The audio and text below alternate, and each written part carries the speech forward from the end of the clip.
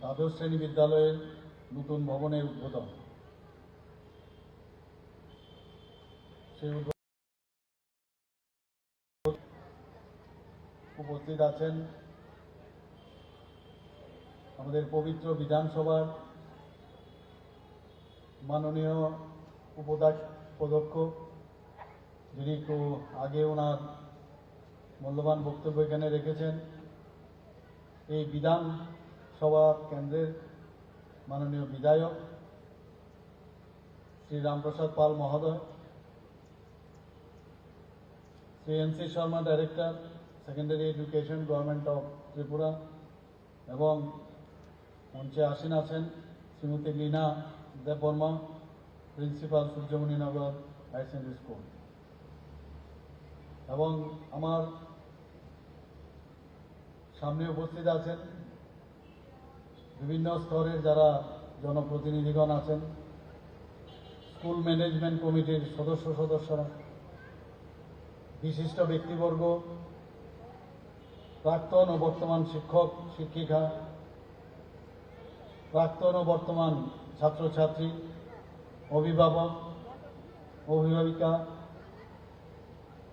এবং যারা সংবাদ মাধ্যমের বন্ধুরা এখানে উপস্থিত আছেন, সবাইকে এরকম একটা সুন্দর দিনে হার্দিক অভিনন্দন ও শুভেচ্ছা জানাচ্ছি।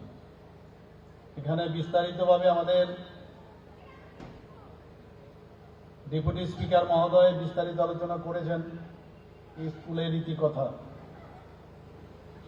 আমার খুব ভালো লাগলো যে যখন আমি এই বিষয়ে জানতে গেলাম স্কুল সম্পর্কে, বিল্ডিংয়ের, বিশেষ করে আজকে যেহেতু তার উদ্বোধন, যে মাত্র 1 বছরের মধ্যেই বিল্ডিংটা তৈরি হয়ে গেল।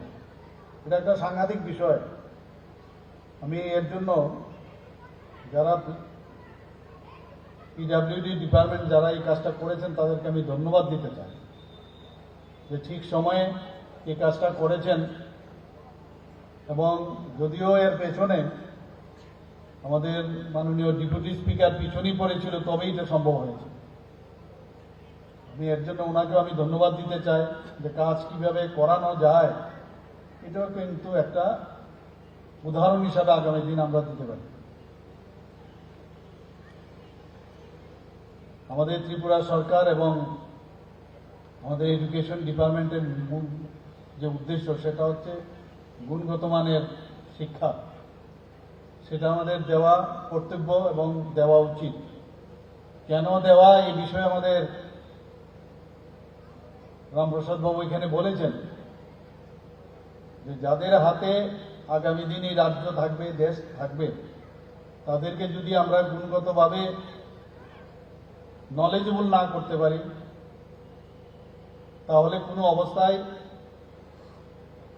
এই রাজ্য উন্নত হবে না, দেশ উন্নত হবে না। 1952 সালে এই স্কুল স্থাপিত হয়েছে। আমরা 2021-এ আমরা ডিসিশন নিলাম এই সরকার আসার পর, যেটাকে বিদ্যাজ্যোতি প্রকল্পের আওতায় নিয়ে আসা, সিবিএসই সিলেবাসে সেটা যুক্ত হয়েছে। এবং এখানকার যে রেজাল্টও আমি দেখলাম, সত্যিই খুব আনন্দের বিষয়। 2023 সালের মাধ্যমিক পাশে যে পার্সেন্টেজ, সেটা হচ্ছে 98.75, সাংঘাতিক ভালো। এবং উচ্চ মাধ্যমিকেরও যে পার্সেন্টেজ আমি দেখলাম 95%। এখানে প্রায় স্টুডেন্ট আছে প্রায় 800-র মতো। তো কোনো অংশে আগরতলা শহরের বড় বড় যে স্কুল আছে তার থেকে কিন্তু কোনো অংশে এটা কম নয়। তো এই এলাকার এবং অন্যান্য জায়গারও যারা এখানে পড়তে আসছেন, তাদেরকে যদি বসার মতো জায়গা এবং তাদের বিভিন্ন যেসব আমাদের ডিসিপ্লিন আছে তার সুব্যবস্থা আমরা যদি না করতে পারি, তাহলে কি করে ওদেরকে আমরা ভবিষ্যতের প্রজন্ম ভালো স্টুডেন্ট হিসাবে, ভালো মানুষ হিসাবে তৈরি করি? সেই ব্যবস্থা আমরা শুধু এখানে না, সারা ত্রিপুরাতেই আমরা চেষ্টা করি। এখানে নাটক, অঙ্কন, যোগা, খেলাধুলা এবং সঙ্গীত বিষয়েও যা আমার কাছে খবর আছে যে এখানে টিচারও নিয়োগ করা হয়েছে। এখানে এনসিসি ও এনএসএস এর কার্যক্রমও চালু আছে। যখন আমি ঢুকলাম দেখলাম এনসিসি ক্যাডেটরা আমাদেরকে স্বাগত জানালো, ভালোই লাগলো। আজকাল এটা যেখানে যাই এনসিসি তো প্রায় বিলুপ্তই হয়ে গেছিল, কিন্তু আমাদের এই কয়েক বছরের মধ্যে, বিগত কয়েক বছরের মধ্যে এনসিসি আবার পুনরুজ্জীবিত হয়েছে। এতে করে দেশাত্মক বোধের যে ভাবনা এবং ডিসিপ্লিন হওয়ার যে চিন্তা ভাবনা, এবং এটা খুবই প্রয়োজন। খেলা পড়াশোনা না, শুধু পড়াশোনার সাথে সাথে খেলাধুলাও যদি থাকে তবেই একটা মানসিকভাবে এবং শারীরিকভাবে মানুষ হওয়ার একটা সুবিধে থাকে, এবং সেটা আগামী দিন আমাদের কাজে আসে। আমরা এর মধ্যে বিভিন্ন যে বোর্ডের ছাত্রছাত্রীদের, যেটা আমি বললাম শিক্ষাগত গুণ, তাদের গুণমান যাতে বাড়ানো যায় তার জন্য আমরা এনসিইআরটির পাঠ্যক্রম আমরা চালু করেছি। এই বিদ্যাজ্যোতি প্রকল্পটি এখানে মাননীয় প্রধানমন্ত্রী নরেন্দ্র মোদীজি 2022-এর 4 জানুয়ারি উনি শুরু করেছিলেন। আমরা আপনারা সবাই জানেন হয়তোবা যে বছর বাঁচাও যে প্রকল্প, সেটাও কিন্তু আমরা চালু করেছি। যে অনেকে আছে মাঝখানে ড্রপ আউট থাকে, বিশেষ করে গ্রাম পাহাড়ে দেখা যায় যে পড়তে পড়তে অনেকে মাঝখানে পড়াশোনা ছেড়ে দেয়। তো এটার জন্য একটা আমরা ব্যবস্থা নিয়েছি, তার নাম এই প্রকল্প বছর বাঁচাও প্রকল্প, সেটা আমরা শুরু করেছি। তো বন্দে ত্রিপুরা নামে আপনারা একটা টেলিভিশনে আপনারা দেখেন যে একটা শিক্ষামূলক চ্যানেল আমরা শুরু করেছি। এটা বিশেষ করে কোভিডের সময় খুবই হেল্পফুল ছিল, এবং তার মধ্যে আমি নিজেও এটাকে দেখার চেষ্টা করি যেটা সঠিকভাবে চলছে কিনা, সঠিকভাবে পাঠ্যদান করছে কিনা। আমি দেখলাম যে কোনো অংশে যে ক্লাসে যেভাবে পড়াশোনা হয়, বরং যদি সেটা বাড়িতেও বসে কেউ দেখে বা শুনে, তাহলে কোনো অংশে স্কুলের থেকেও কম হয় না। এবং যদিও এটা কোভিডের সময় আমাদের খুব লাভবান, এখনো সেটা চালু আছে। আমরা এই সরকার Tripura science talent search examination, math talent search examination 2020-তে আমরা চালু করেছি, যাতে করে যাদের মধ্যে মেরিট আছে সেই মেরিটোরিয়াস স্টুডেন্টকে আমরা বের করা। অনেক আছে গরিব স্টুডেন্ট আছে, কিন্তু অনেক সময় তাদেরকে বোঝা যায় না, তাদেরকে নিয়ে আসা যায় না বা চেনা যায় না। তো সেই ব্যবস্থা যেহেতু আমরা করেছি, তার মাধ্যমে তাদেরকে আমরা চিহ্নিত করে পারি। এটা আপনারা জানেন যে রাজ্য সরকার যারা মেধাবী ছাত্রছাত্রী, 30 জন মেধাবী ছাত্রছাত্রীকে জেই এবং এনইইটি পরীক্ষাগুলো যে হয় জাতীয় মানের, যাতে কোচিং নিতে পারে, সেই 30 জন ছাত্রছাত্রী, মেধাবী ছাত্রছাত্রীকে আমরা রাজ্য সরকারের তরফ থেকে আর্থিকভাবে এবং লজিস্টিক সাপোর্ট আমরা দিয়ে থাকি। আপনারা সবাই জানেন যে 4টি district institute of training, diet এবং একটি বিটিটিই স্থাপন করা হয়েছে। পাশাপাশি যারা শিক্ষক যে প্রশিক্ষণ, সেই প্রশিক্ষণের প্রতিষ্ঠানগুলোর যে পরিকাঠামো, সেটাও আমরা আরো যাতে প্রপার হয় সেই দিকে আমরা কাজ করছি, এবং এসসিইআরটির পরিকাঠামো আমরা উন্নতি করেছি।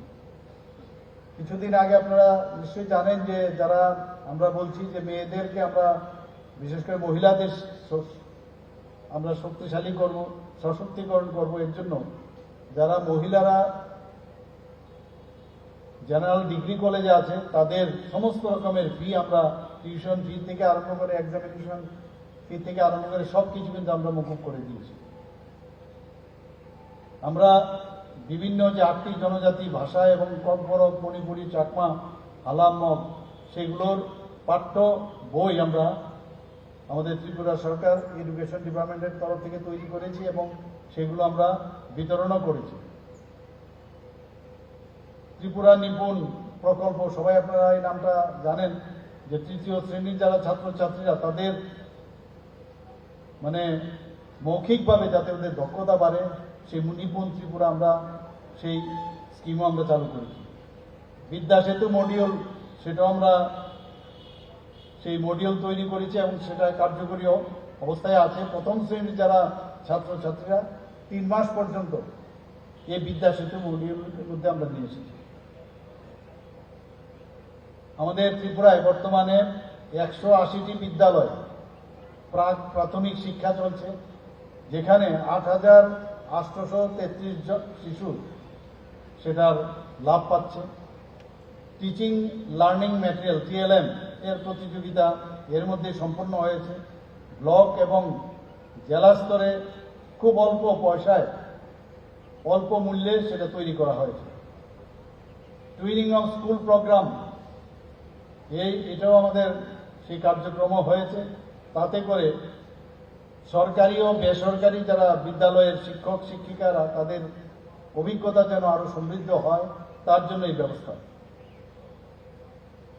অঙ্গনওয়াড়িতে যারা স্টুডেন্টরা আছে, তারা যাতে পরিবেশের সাথে পরিচিতি ও শিক্ষার আরো বেশি উন্নতি লাভ করতে পারে, তার জন্য আমরা মুকুল নামক একটি কর্মসূচি চালু করেছি। 752টি বিদ্যালয়, এর মধ্যে স্মার্ট ক্লাস চলছে। আরও 7টি স্মার্ট ক্লাস আমরা এরই মধ্যে শুরু করতে যাচ্ছি এবং সেটা সমগ্র শিক্ষা প্রকল্পের মধ্যেই সেটা আছে। 604টি বিদ্যালয় ত্রিপুরা রাজ্যের ICT ইনফরমেশন কমিউনিকেশন টেকনোলজির প্রজেক্ট সেটা চলছে এবং আরও 294টি বিদ্যালয় এই প্রকল্পের মধ্যে আমরা শুরু করতে চলছে এবং তার প্রক্রিয়া চলছে। টিঙ্কারিং ল্যাবরেটরি, আমরা আগে তো কখনো নামই শুনিনি এগুলো। মাননীয় প্রধানমন্ত্রীজির কারণে অনেক কিছু আমাদের সুবিধা হচ্ছে এবং আমরা জানতেও পারছি। 106টি বিদ্যালয়ে আমরা টিঙ্কারিং ল্যাবরেটরি আমরা শুরু করেছি। এখানে হয়তো বা আছে কিনা আমি জানি না, নিশ্চয়ই আছে। এবং আরও 100টি বিদ্যালয়ে আমরা এই টিঙ্কারিং ল্যাব, যেখানে ইনোভেটিভ যে বিষয়, সেই ল্যাব মধ্যে সেটা সম্ভব হবে। এবং 295টি যেটি সমগ্র শিক্ষা প্রকল্পের মধ্যে যে বিদ্যালয় আমাদের আছে, সেই বিদ্যালয়ে বৃত্তিমূলক শিক্ষা ব্যবস্থার আমরা সেই কাজ আমরা করছি। PM3 প্রকল্পের মাধ্যমে আমরা প্রতিটি ব্লকে এবং যেখানে আমাদের GP আছে বা BC আছে, সেখানে মডেল স্কুল আমরা স্থাপন করব। তার জন্য তার উদ্যোগ আমরা নিয়েছি। এর জন্য গত 2023-24 যে অর্থ বছর আমাদের বিধানসভায় পাশ হয়েছে, 50 কোটি টাকা তার জন্য রাখা হয়েছে। যারা দুর্বল অংশের মানুষ, যারা অগ্রসর ছাত্রছাত্রী, তাদের জন্য অনলাইন যাতে ভর্তির আবেদন সুবিধা থাকে, তার জন্য ওয়েব অ্যাপ্লিকেশন পোর্টাল তৈরি করা হয়েছে।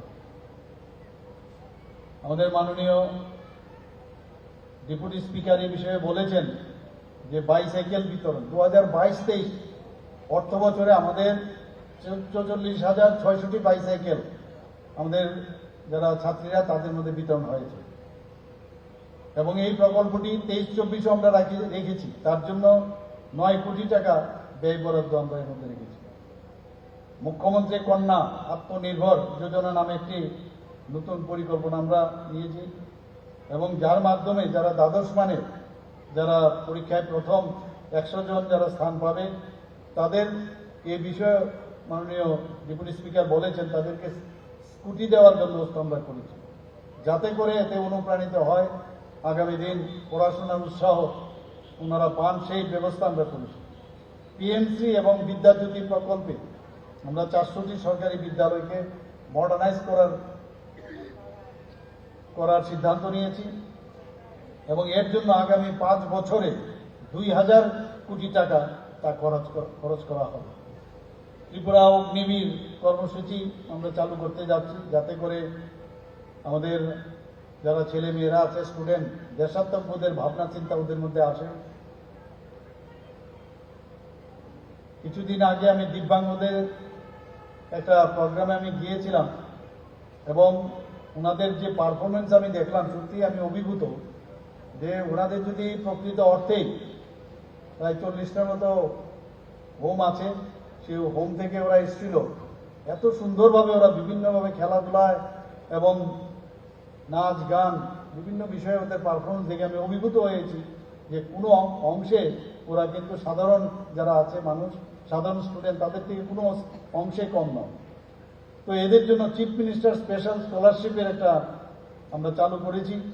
যারা স্নাতক ও স্নাতকোত্তর স্তরে তাদেরকে 5,000 টাকা এবং ডিপ্লোমা কোর্সে আমরা 4,000 টাকা করে মাসিক বৃত্তি আমরা দেওয়ার ব্যবস্থা করেছি। ন্যাশনাল স্কিল ডেভেলপমেন্ট কাউন্সিলের সহায়তায় আমরা 11টি সাধারণ ডিগ্রি কলেজ যে আছে সেখানে আমরা বৃত্তিমূলক পাঠ্যক্রম চালু করেছি। Web development, yoga, mushroom cultivation, medicinal plant, সেইভাবে তাদের স্কিল ডেভেলপমেন্ট যাতে করা যায় সেইগুলো আমরা ব্যবস্থা করেছি। সেই দক্ষতা যেন উন্নয়ন হয় সেই ব্যবস্থা আমরা ওখানে করেছি। আপনারা সবাই জানেন যে পিপিপি মডেলে আমরা 2টি নতুন কলেজ স্থাপন করেছি, জিরানি আইন কলেজ এবং কাকরাবন জেনারেল ডিগ্রি কলেজ। সমস্ত ডিগ্রি কলেজ এবং পলিটেকনিক কলেজগুলিতে ওয়াইফাই পরিষেবা দেওয়ার আমরা ব্যবস্থা করেছি। এর জন্য 15 কোটি টাকা আমরা রেখেছি। ত্রিপুরাতে আমরা বারবার চাইছি যে এডুকেশন হাব হোক, এখানে মেডিকেল হাব হোক। 2টো মেডিকেল কলেজ আমরা আমাদের আজ ছিল এবং তাদের এখন সেখানে আমরা সুপার স্পেশালিটিরও ব্যবস্থা করেছি এবং যারা স্পেশালিটি জন্য অনেকে বাইরে যেতে হতো, অনেক কম, আমাদের স্পেশালিস্টের খুব অভাব, সেখানেও আমরা স্পেশালিস্টের যে কোর্স সেটাও আমরা বাড়িয়েছি। টিএমসি ত্রিপুরা মেডিকেল কলেজ এবং আমাদের আগরতলা গভর্নমেন্ট মেডিকেল কলেজ। শুধু তাই নয়, ডেন্টাল কলেজও মাত্র 3-4 মাসের মধ্যে ডেন্টাল কলেজ এখানে প্রতিষ্ঠিত হয়েছে। আমাদের নার্সিং কলেজ এখানে প্রতিষ্ঠিত করেছে। বিভিন্ন স্তরে আমরা এখানে চাই যে আমাদের ছেলে মেয়েরা, আগে আমরা কথায় কথায় এই স্কলারশিপ বা আমাদের গভর্নমেন্ট অফ ইন্ডিয়ার থেকে যখন আমাদের কাছে সিট আসতো সেই সিট নিয়ে আমাদের যেতে হতো। তো এখন তো আমাদের এখানে সব জায়গায় আমাদের সব পড়াশোনার ব্যবস্থা আমরা করেছি। এর মধ্যে প্রায় এখানে ত্রিপুরাতে আমাদের এখানে 2টো ইউনিভার্সিটি আগেই ছিল। একটা হচ্ছে সেন্ট্রাল ইউনিভার্সিটি, ত্রিপুরা ইউনিভার্সিটি, যেটা এখন সেন্ট্রাল ইউনিভার্সিটি হয়েছে, এবং ত্রিপুরা সরকারের এমবিবি ইউনিভার্সিটি এবং ইকপা ইউনিভার্সিটি হয়েছে এখানে। আরও 3টা Dhammadipa international Buddhist university, techno India university, Aryabhatta international university. National education policy সেটাও আমরা এখানে লাগু করেছি। মাননীয় প্রধানমন্ত্রীজি প্রায় 3 দশক ধরে এডুকেশন পলিসি নিয়ে যে ভারতবর্ষের এডুকেশন কোন দিশায় যাবে সেটা নিয়ে অনেকের জল্পনা কল্পনা ছিল, অনেকে পজিটিভ নেগেটিভ ইত্যাদি। শেষ পর্যন্ত সেটা ওনার মার্গদর্শনে সেটা সম্ভব হয়েছে 2020-তে, এবং সেই দিশায় এখানে এক্সিট এবং এন্ট্রি এত সুন্দরভাবে এটার ব্যবস্থা এখানে আমাদের ত্রিপুরাতেও আমরা সেইভাবে লাগু করেছি এবং আমি আশা করি যে এটা আমাদের ছাত্রছাত্রীদের খুবই লাভবান হবে। 40 করোড় আমরা এর মধ্যে নেতাজি সুভাষ মহাবিদ্যালয় যেটা উদয়পুরে আছে তার জন্য ওখানকে ইনফ্রাস্ট্রাকচার ডেভেলপ করার জন্য আমরা দিয়েছি। শুধু তাই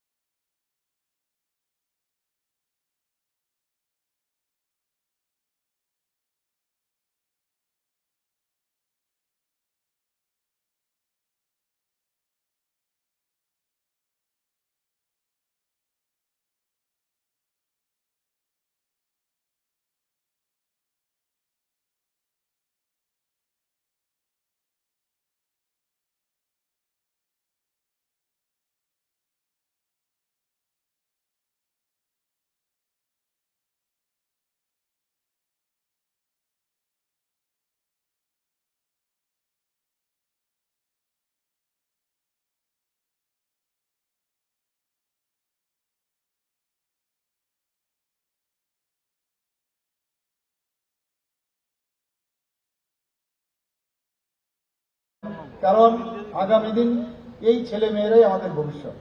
এবং আমি আজকে এখানে এই দু চারটি কথা বলে আমার বক্তব্য এখানে শেষ করছি। নমস্কার, জয় হিন্দ। এবং আজকে আরেকটা জিনিস আমি বলবো যে এই বছরের আজকে শেষ দিন, এই মাসের শেষ দিন এবং এই সপ্তাহেরও শেষ দিন, এবং আগামী দিন কি 2024-এর প্রথম দিন। কাজেই সবাইকে পুরাতনকে বিদায় দিয়ে পুরাতনের যে সব আমাদের অভিজ্ঞতা হয়েছে সেই নিরিখে আমরা সামনের দিকে আমরা যে সংকল্প আমরা তাকে সিদ্ধি লাভ যেন হয় সেই বিষয়ে আমরা কাজ করব। এবং আমি সবাইকে এর জন্য আগাম শুভেচ্ছা জানাচ্ছি। নমস্কার, জয় Hind. Thank you so much, sir, for your valuable words. Ladies and gentlemen, we have come to the end of this beautiful inauguration ceremony to present the vote of thanks